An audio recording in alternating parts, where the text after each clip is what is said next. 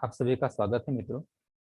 आज हम शिमुषी पाठ्य पुस्तक से शिशु लालनम यह पाठ पढ़ेंगे और इस पाठ का हिंदी अनुवाद हम देखेंगे। तो चलिए शुरू करते हैं इस पाठ को पढ़ना।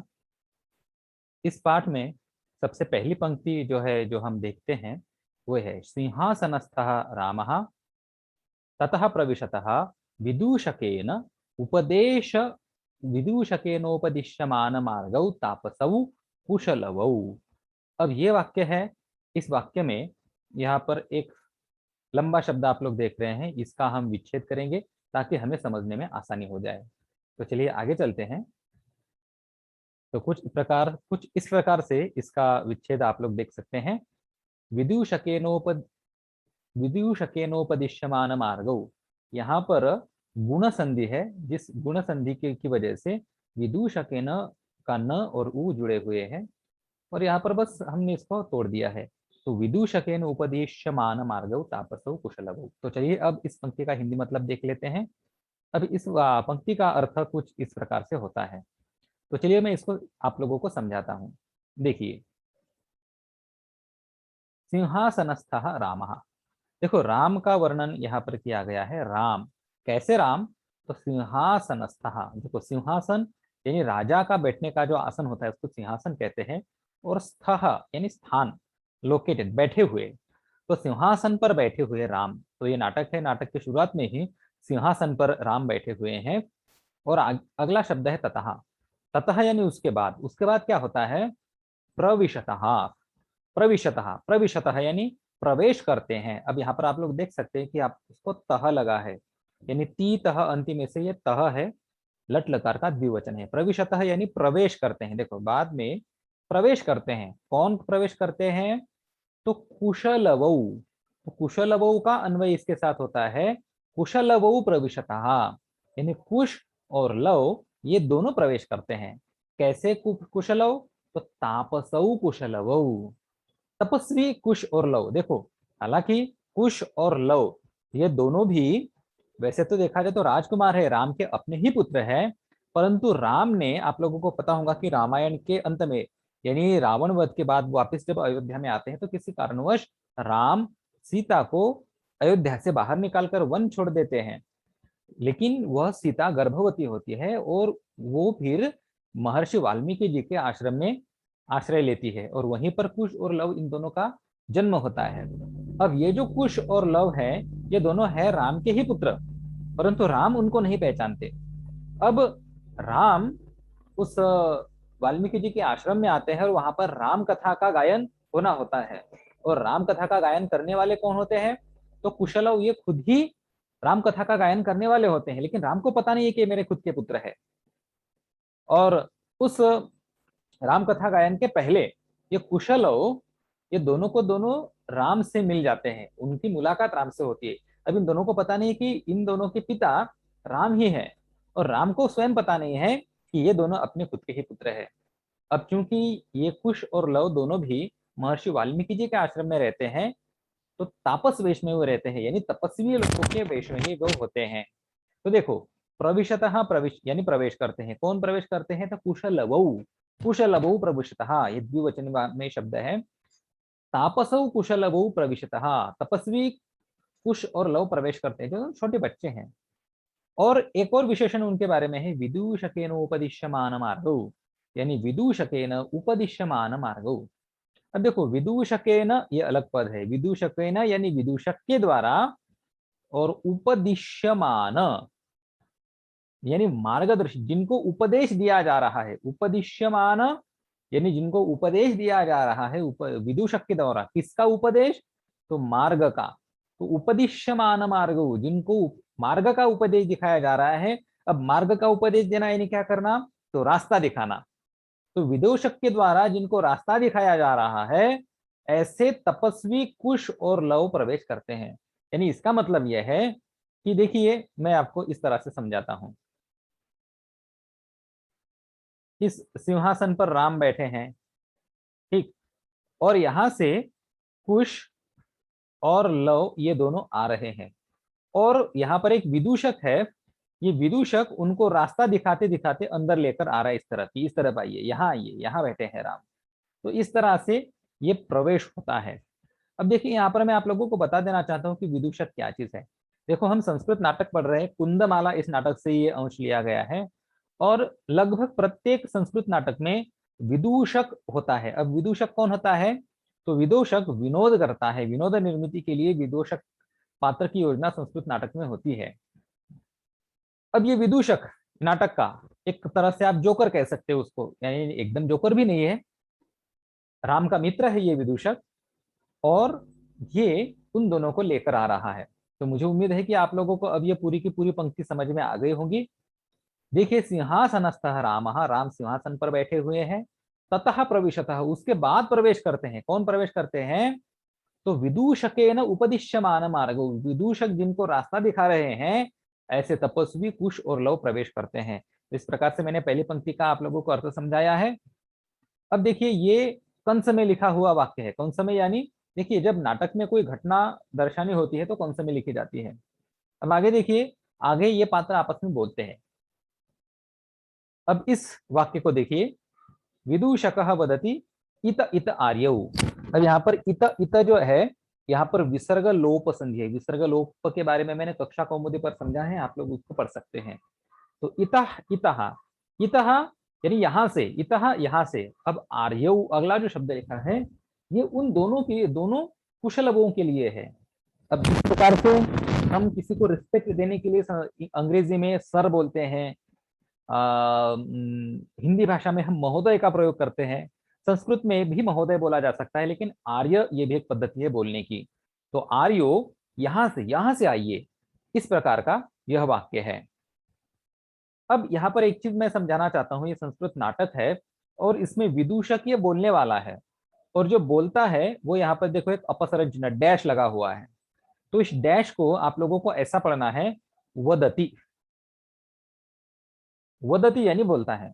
तो विदूषकः वदति इतः इतः आर्यौ, आर्यो यहां से आओ। अब इंग्लिश में जो ड्रामा होता है उसमें इस डैश की जगह पर ऐसे दो विसर्ग जैसा टिम्ब होता है, जैसे कि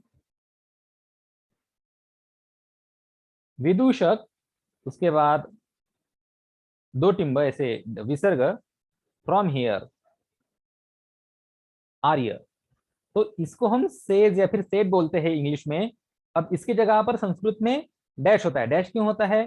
क्योंकि विसर्ग के कुछ अलग ही अर्थ संस्कृत भाषा में होते हैं, इसीलिए हम विसर्ग नहीं बोलते हैं, यहाँ पर डैश लिखते हैं। तो विदूषकः वदति, विदूषक कहता है, इत इत आर्यौ, आर्यौ यहां से आइए, इधर से आइए।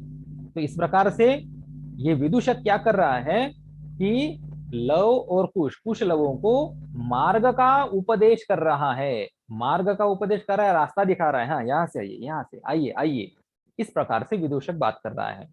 तो इस प्रकार से मैंने इन दोनों पंक्तियों को समझाया। अब हम आगे बढ़ते हैं।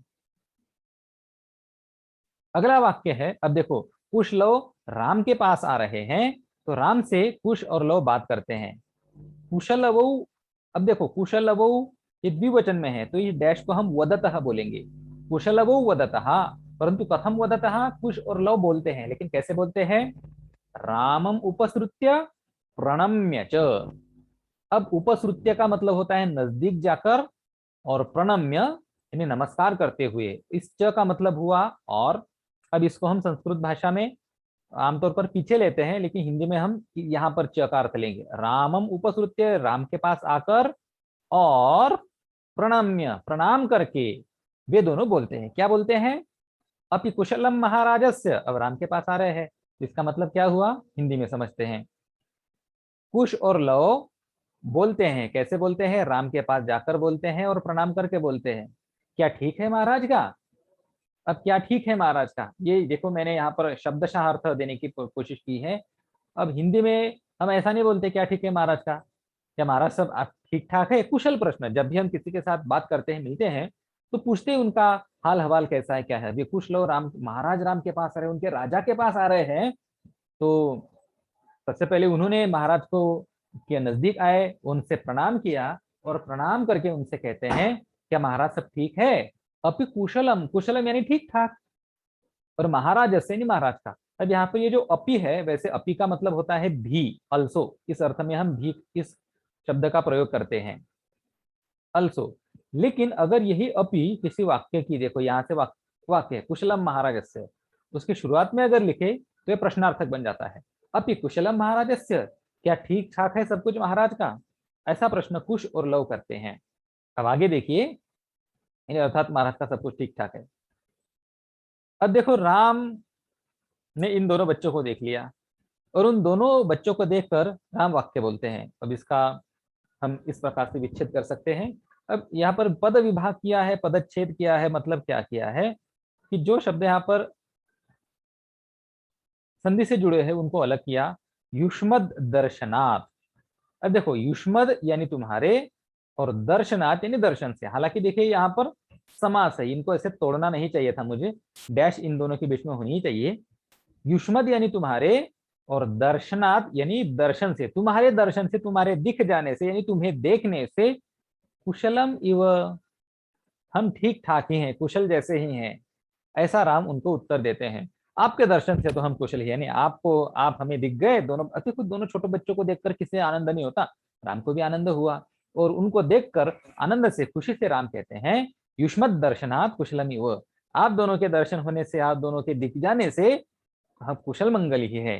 अब यहाँ पर एक और चीज मैं समझाना चाहता हूँ। युष्म, या से मुझसे थोड़ी सी प्रिंटिंग मिस्टेक हुई है। युष्मत दर्शनात्, यहाँ पर द से द ऐसा मिला होना चाहिए था। मैं इसको आप लोगों को समझाता हूँ, ये ऐसा शब्द होना है, युष्मद दर्शनात्, यानी तुम्हारे दर्शन से, तुम्हारे दिख जाने से। अभी जो द को द जुड़ा हुआ है ना, इसको कुछ इस तरह से भी हम लिख सकते हैं, युष्मद, युष्मद दर्शनात्, ऐसा भी होता है ये। तो युष्मत दर्शनात् कुशलमिव, तुम्हारे दिख जाने से, तुम्हारे दर्शन से हम ठीक ठाक ही है, ऐसा राम उनको उत्तर देते हैं। चलो आगे चलें। अब राम उनसे एक और प्रश्न पूछते हैं, एक और वाक्य बोलते हैं, और वो वाक्य है भवतो किम वयमत्र कुशल प्रश्नस्य भाजनमेव। मतलब क्या है, समझने की कोशिश करते हैं। देखो, भवतो हो, अब हालांकि ये तो यहाँ पर षष्ठी द्विवचन है, लेकिन हम यहाँ पर चतुर्थी का अर्थ लेंगे। भवतो हो, दोनों के, या फिर दोनों के लिए, किम वयम अत्र, अब वयम यानी हम, अत्र यानी यहाँ, क्या हम यहाँ कुशल प्रश्नस्य भाजनम एव, कुशल प्रश्नस्य भाजनम, भाजनम यानी पात्र, लायक, क्या मैं आप लोगों के कुशल प्रश्न के ही लायक हूं, कुशल प्रश्न के ही भाजन है। अब देखो यहाँ पर वयम, ये जो वयम शब्द है ना, वयम का मतलब होता है हम। अब देखो, संस्कृत भाषा में हम खुद के लिए अहम की जगह पर वयम का भी प्रयोग कर सकते हैं। बहुत रेयर केसेस में वयम का भी प्रयोग किया जाता है, लेकिन वो कर सकते हैं हम। तो दोनों के लिए क्या हम केवल कुशल प्रश्न के ही भाजन है, कुशल प्रश्न के ही लायक है। और देखो यहाँ पर राम कहना क्या चाहते हैं, राम कहना ये चाहते हैं कि आप दोनों आए और हमसे बस कुशल प्रश्न पूछ लिया कि भाई महाराज सब ठीक ठाक है। अब राम इतने से संतुष्ट नहीं है, राम को इससे और अधिक चाहिए। क्या अधिक चाहिए, राम अगले वाक्य में बोलते हैं, न पुनरअतिथि जन समुचितस्य कंठाश्लेषस्य। अब इसको समझने की कोशिश कीजिए। मैंने इसका संधिच्छेद किया है, हिंदी अर्थ भी नीचे लिख दिया है, हिंदी अर्थ से आप लोगों को समझ में आ जाएगा। न पुनः, नहीं तो फिर अतिथि जन समुचितस्य। अब मेहमान जब हमारे घर में आते हैं तो उनके लिए जो उचित है, क्या उचित है, कंठाश्लेषस्य, कंठ यानी गला, और श्लेष यानी मिल जाना। कंठाश्लेषस्य, हम किसके भाजन है, हम किसके पात्र है, तो हम कंठाश्लेषस्य, वयम कंठाश्लेषस्य भाजनम, हम क्या गले मिलने के हम पात्र नहीं है। तो राम उनसे गले मिलना भी चाहते हैं। अतिथि जन समुचितस्य, अतिथि मेहमान, जब हमारे घर में मेहमान आते हैं तो हमें बहुत खुशी होती है, खुशी से हम केवल कुशल मंगल ही नहीं पूछते हैं, अगर ज्यादा प्रेम के अतिथि हो तो हम गले भी मिल जाते हैं। अब राम तो उनसे पहचानते नहीं, उनसे पहचान के नहीं है, लेकिन फिर भी छोटे से तपस्वी बच्चे हैं, तो राम को उनको देखकर बहुत आनंद होता है। हम तो उनसे गले मिलना चाहते हैं, ये राम यहाँ पर सूचित करना चाहते हैं। अब इन दोनों वाक्यों में एक कनेक्शन है। क्या हम दोनों केवल कुशल प्रश्न के ही लायक है? हाँ, नहीं तो क्या फिर अतिथि जनों के लिए, आप मेहमान हैं, मेहमानों के लिए तो हम गले लगना चाहिए, हम गले लगने के भी पात्र हैं? ऐसा राम यहाँ पर पूछते हैं। आगे चलिए। और फिर आगे परिष्वज्य ऐसा वाक्य है, राम सीधे उन दोनों बच्चों से गले मिल जाते हैं। परिष्वज्य, परिष्वजति यानी गले मिलते हैं, और परिष्वज्य यानी गले मिलकर। अब गले मिलकर एक और वाक्य राम बोलते हैं, अहो हृदयग्राही स्पर्शः। अब अहो हृदयग्राही स्पर्शः क्या मतलब है इसका? गले लगकर कहता है, अहो दिल को पकड़ लेने वाला स्पर्श, हृदयग्राही हृदय का ग्रहण करने वाला, हृदय को छूने वाला स्पर्श। जब राम उन दोनों के गले लगते हैं, गले को छूते हैं, गले से गला लग जाता है, कंठ से कंठ लग जाता है, तब राम कहते हैं अहो। अहो यानी वाह, क्या बात है, दिल को छूने वाला स्पर्श, दिल को पकड़ लेने वाला स्पर्श। ऐसा राम को उन दोनों से गले मिलकर बहुत आनंद होता है। हालांकि वे उन दोनों के पिता है, लेकिन जानते नहीं है कि मैं इनका पिता हूं, क्योंकि सीता को तो वन में छोड़कर आए थे। और उसके बाद क्या कहते हैं, आसनाद्धम उपवेशयति। अब ये क्रिया की उन्होंने, क्या क्रिया की? आसन अद्धम उपवेशयति। अब इसका मतलब समझिए, आसन पर बैठाते हैं, आसनार्धम यानी अब वे खुद सिंहासन पर बैठे हुए हैं, लेकिन उन बच्चों को भी बिठाते हैं आसन पर। उपवे, देखो यहाँ पर एक और चीज मैं आप लोगों को समझाना चाहता हूं।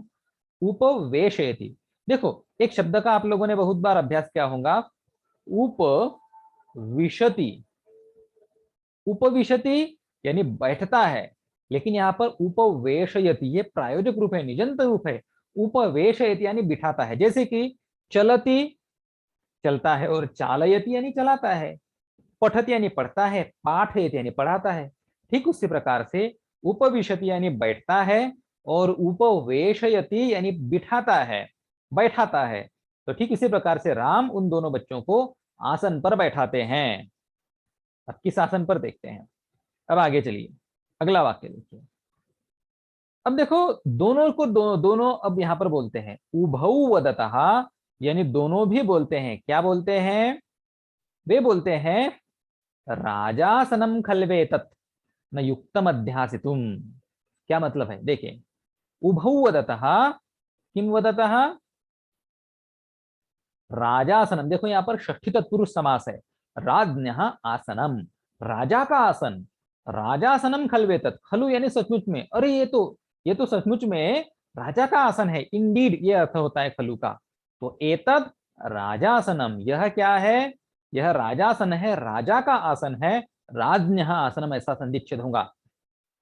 न युक्तम अध्यासितुम, अब युक्तम का मतलब होता है ठीक, लायक, पात्र, और अध्यासितुम यानी बैठना, ये बैठने योग्य नहीं है। अब राजा का आसन है तो राजा के लिए बैठने के लिए योग्य होगा। अब हम दोनों तो बेचारे बच्चे तो दोनों छोटे तपस्वी है, बच्चे हैं, हमें इस आसन पर नहीं बैठना चाहिए। देखिए बहुत छोटे बच्चे हैं, लेकिन बहुत बेहद समझदार बच्चे हैं। दोनों कहते हैं यह राजा का आसन है, यह बैठने के लिए ठीक नहीं है। न युक्तम अध्यासितुम, न युक्तम नहीं ठीक है, किसके लिए ठीक नहीं है? बैठने के लिए, यानी हम जैसे छोटे बच्चों के लिए बैठना, इस आसन पर बैठना उचित नहीं है। अब देखो ये दोनों ऐसी बात कह देते हैं, तो अब राम तो उनको बैठाना चाहते हैं। बैठाने के लिए क्या कहते हैं? देखो एक वाक्य है यहाँ पर संस्कृत का।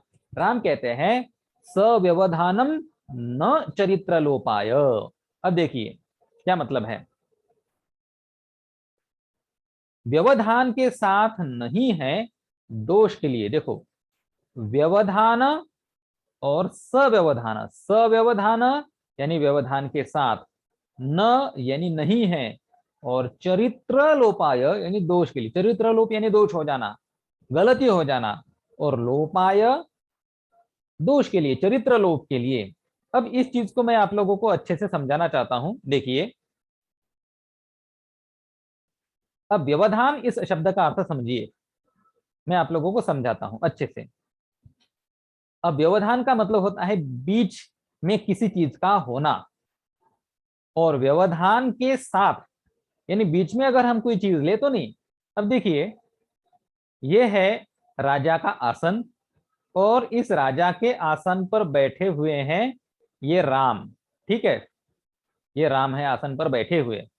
अब राम का कहना क्या है कि भाई ये तो राजा का आसन है, इस पर आप बैठ नहीं सकते। लेकिन अब ये लव और कुश, हाँ ये से, अब ये है राम खुद, राम की गोद, और राम ने अगर उनको गोद पर बैठाया, तो अब मुझे बताइए कि ये कुश और लव आसन पर बैठे हैं क्या? डायरेक्टली सीधे आसन पर नहीं बैठे हैं, ये राम के गोद में बैठे हैं। ठीक है, यानी अब राम हुए यहाँ पर व्यवधान। अब यहाँ पर इस चीज को कुछ ऐसे आप लोग समझ सकते हैं कि सिंहासन और लवकुश, इन दोनों के बीच में कौन है? इन दोनों के बीच में राम है, तो राम बने व्यवधान, यानी बीच में चीज, बीच में कोई एक चीज वस्तु। अब राम, चूंकि राम बीच में है, तो आप राजा के आसन पर नहीं बैठे हैं, तो ऐसे अगर आप बैठोगे तो इससे आपका दोष नहीं लगेगा, ऐसा राम कहते हैं। और इस पर आगे क्या होता है, और राम आगे और एक बात बोलते हैं, तस्माद अंक व्यवहित मध्यस्थाम सिंहासनम, तस्माद अंक व्यवहित मध्यास्ताम सिंहासनम और अंगम उपवेशयति। अब देखिए, इसको हम पदच्छेद करते हैं, इसका पद विभाग करते हैं, और पद विभाग करने के बाद यहाँ पर क्या हुआ है देखिए, तस्माद, तस्माद यानी इसीलिए, इसलिए अब आप क्या करो, अंक व्यवहितम, गोद से व्यवहित। अब व्यवहित का मतलब मैंने आप लोगों को बता दिया, व्यवहित यानी बीच की चीज, बिचौलिया। तो गोद से व्यवहित सिंहासन पर बैठिए, सिंहासन पर ही बैठना है, लेकिन बीच में व्यवधान है मेरी गोद का। तो ऐसा कर देखो, अंक यानी अपनी गोद। वैसे तो अंक का मतलब होता है हमारे कमर से लेकर घुटने तक का हिस्सा, मराठी में हम उसको मांडी बोलते हैं। और अंगम उपवेशयति यानी अपनी गोद में बिठाता है। तो इस प्रकार से यहां तक राम ने उन दोनों बच्चों को अपनी गोद में बिठाया, और ये दोनों, अब देखो राजा ने बैठाया है, तो एकदम से नहीं बैठते हैं। देखो, हम अगर किसी के घर में चाय पीने के लिए जाते हैं और सामने वाला हमें चाय पिलाता है, तो एकदम से थोड़ी ना हम चाय पिलाते हैं, हम बोलते हैं कि नहीं नहीं जी। अब मन में तो थोड़ी सी इच्छा रहती भी है चाय पीने की, लेकिन एकदम से नहीं बोलते कि हाँ दीजिए हमें चाय, अच्छा नहीं लगता वो। नहीं नहीं नहीं जी, हम खाना खाकर आए हैं, चाय पीकर आए हैं, मत दीजिए चाय, चाय पीने की हमें जरूरत नहीं है। लेकिन फिर भी सामने वाला ज्यादा हमें आग्रह करता है, तो फिर दीजिए भाई थोड़ा, हम कहते ही है। तो इसी प्रकार से दोनों बोलते हैं, अब देखो राजा का आदेश है, तो बैठना तो पड़ेगा ही, नहीं तो राजा बुरा मान जाएंगे। तो उभौ वदतः, दोनों बोलते हैं, लेकिन कैसे बोलते हैं, अनिच्छाम नाटयतः। अनिच्छा, अनिच्छा यानी हमारी इच्छा नहीं है, ऐसा नाटयतः यानी नाटक करते हुए, ऐसा दिखाते हुए वो बोलते हैं, राजन, महाराज, अलमति दाक्षिण्येन। देखो, अलम, अलम यानी इनफ, बहुत हुआ, और अति दाक्षिण्य, अति दाक्षिण्येन यानी बहुत ज्यादा आपकी दयालुता, महाराज बहुत हुई दयालुता, आपने बहुत दया की हम पर। तो बच्चों, इस प्रकार से राम उन दोनों बच्चों को, अपने पुत्रों को अपने गोद पर बैठाता है। इस प्रकार से यहाँ पर वो संवाद हुए, मैंने आप लोगों को समझाने की कोशिश की। इसमें अगर आप लोगों को कोई शंका समस्या प्रश्न हो तो आप लोग मुझे पूछ सकते हैं। यहाँ पर अब हम रुक रहे हैं, बाकी बचा हुआ नाटक हम आगे आने वाले भागों में देखेंगे। धन्यवाद।